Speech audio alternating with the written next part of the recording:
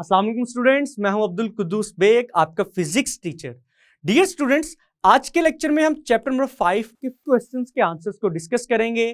Question number 5.5, question number 5.6। तो students, इन questions के answers को डिस्कस करने के लिए चलते हैं व्हाइट बोर्ड की तरफ। डियर स्टूडेंट्स, स्टार्ट करते हैं question number 5.5 which states that show that orbital angular momentum which is represented by L naught is equal to mvr। तो स्टूडेंट्स, वेरी सिंपल क्वेश्चन, इसका आंसर भी उतना ही सिंपल है। तो स्टूडेंट्स, सबसे पहले हम अपनी हेडिंग लिखेंगे आंसर की। तो स्टूडेंट्स, इस क्वेश्चन के आंसर में हमने इस फॉर्मूले को प्रूव करना है which is L naught is equal to mvr। Now students, हम लिखेंगे as we know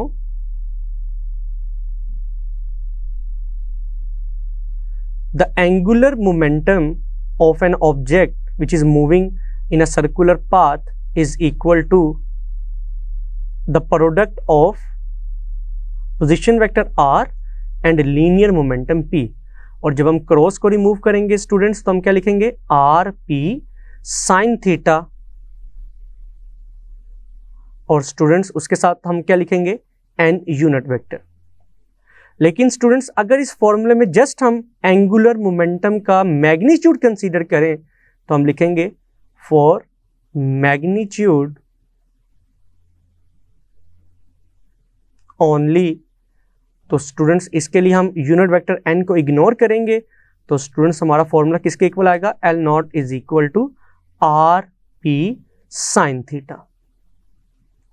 now students, अब हम डायग्राम की मदद से इस फॉर्मूले को एनालाइज करने की कोशिश करते हैं। For example students, this is the circular path.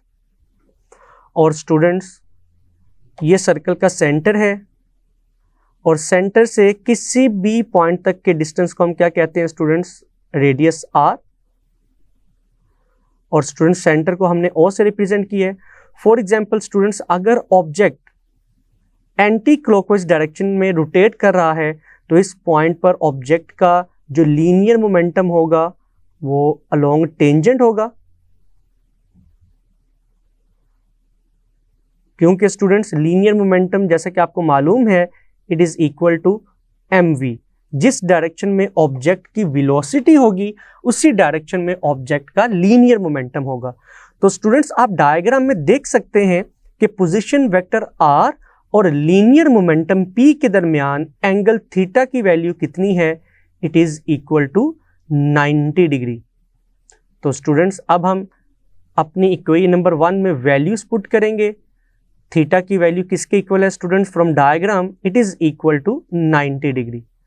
तो स्टूडेंट्स, जब हम थीटा की जगह 90 डिग्री पुट करेंगे तो हम लिखेंगे आर पी साइन 90। और जैसा कि आपको मालूम है साइन 90 की वैल्यू किसके इक्वल होती है स्टूडेंट्स, साइन 90 इक्वल होता है 1 के। तो हम लिखेंगे it is equal to R P multiply by 1। तो students, finally orbital angular momentum किसके इक्वल आएगा, आर पी के इक्वल। नाउ स्टूडेंट्स, जैसा कि अभी हमने डिस्कस किया, लीनियर मोमेंटम पी किसके इक्वल होता है, the product of mass and velocity. तो स्टूडेंट्स, अब हम लीनियर मोमेंटम की वैल्यू पुट करेंगे which is equal to mv।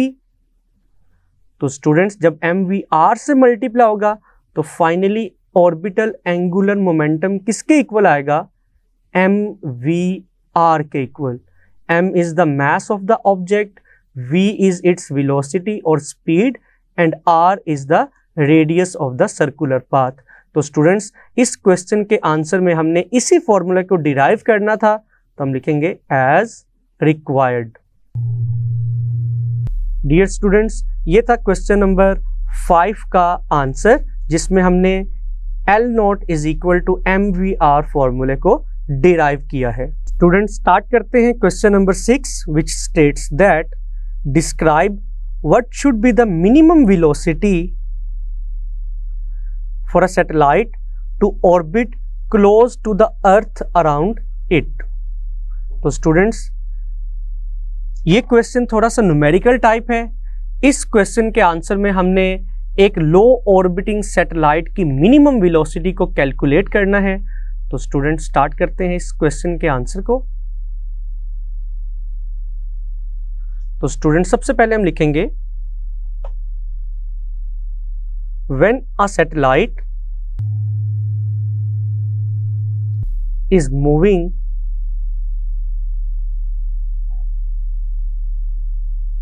in a circular orbit, it has an acceleration which is denoted by AC, which is the centripetal acceleration, and it is equal to v square over r, which is supplied by gravity. क्योंकि students आपको मालूम होना चाहिए कि acceleration के produce होने के लिए फोर्स का एक्ट करना बहुत ज़रूरी है। तो यहाँ पर सेंट्रीपिटल एक्सेलरेशन प्रोड्यूस होगा due to the gravitational force acting on the satellite. Now students अब हम लिखेंगे the low flying earth satellite has an acceleration which is equal to AC, but in this case it is equal to the gravitational acceleration, जिसकी value क्या होती है 9.8 metre पर second square. Now students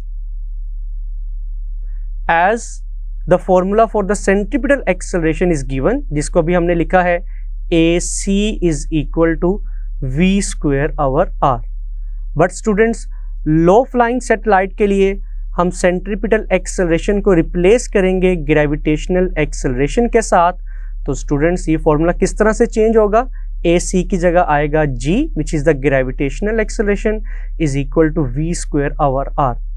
चूंकि students इस question में हमने low orbiting satellite की स्पीड को कैलकुलेट करना है, तो स्टूडेंट्स v स्क्वायर की वैल्यू किसके इक्वल आएगी, G r के इक्वल। तो स्टूडेंट्स अगर हमने v की वैल्यू को कैलकुलेट करना है तो दोनों तरफ स्क्वायर रूट फाइंड करेंगे। After taking square root on both sides, तो स्टूडेंट्स स्पीड का फॉर्मूला किसके इक्वल आएगा, v is equal to square root G R. Students इस इक्वेशन को हम इक्वेशन नंबर 1 कह सकते हैं। नाउ स्टूडेंट्स जैसा कि अभी हमने डिफाइन किया g की वैल्यू क्या है 9.8 मीटर पर सेकेंड स्क्वायर, एंड स्टूडेंट्स याद रखिएगा for low orbiting satellite r की वैल्यू किसके इक्वल होगी, रेडियस ऑफ द अर्थ के इक्वल, और उसकी वैल्यू क्या होती है students 6400 kilometre. Now students in दोनों वैल्यूज को हम इक्वेशन नंबर 1 में पुट करेंगे। तो स्टूडेंट्स इक्वेशन नंबर 1 में पुट करने से हम लिखेंगे स्क्वायर रूट 9.8 मीटर पर second square multiply by 6400 kilometre. और स्टूडेंट्स जब हम इन दोनों वैल्यूज को मल्टीप्लाई करवाने के बाद स्क्वायर रूट लेंगे अपने आंसर का, तो हमारा फाइनल आंसर क्या आएगा। नाउ स्टूडेंट्स हम square root as it is लिखेंगे 9.8 multiply by 6400, and students prefix kilo की वैल्यू क्या होती है 1000। तो स्टूडेंट्स हमारे यूनिट्स क्या आएंगे, मीटर।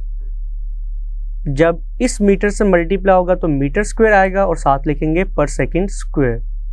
नाउ स्टूडेंट्स जब हम इन तीनों वैल्यूज को मल्टीप्लाई करवाने के बाद हम अपने आंसर का स्क्वायर रूट फाइंड करेंगे, तो स्टूडेंट्स हमारा फाइनल आंसर आएगा 7919।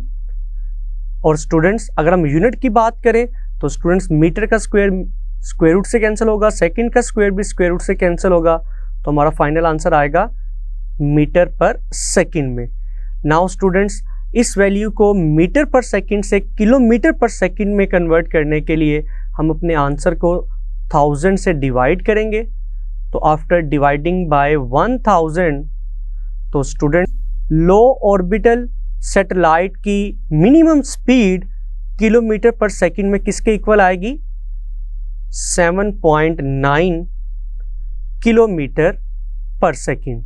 तो स्टूडेंट्स इस आंसर को आप जुबानी याद भी रखिएगा एमसीक्यूज के लिए कि अगर एक लो ऑर्बिटिंग सैटेलाइट है which is orbiting close to the earth, उसकी मिनिमम स्पीड कितनी हो सकती है? 7.9 किलोमीटर पर सेकंड। तो स्टूडेंट्स हम लास्ट पर लिखेंगे this is the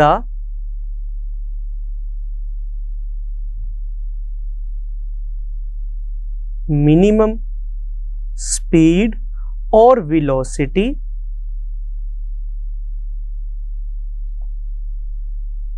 necessary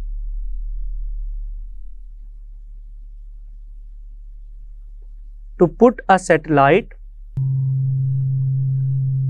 into orbit around the earth।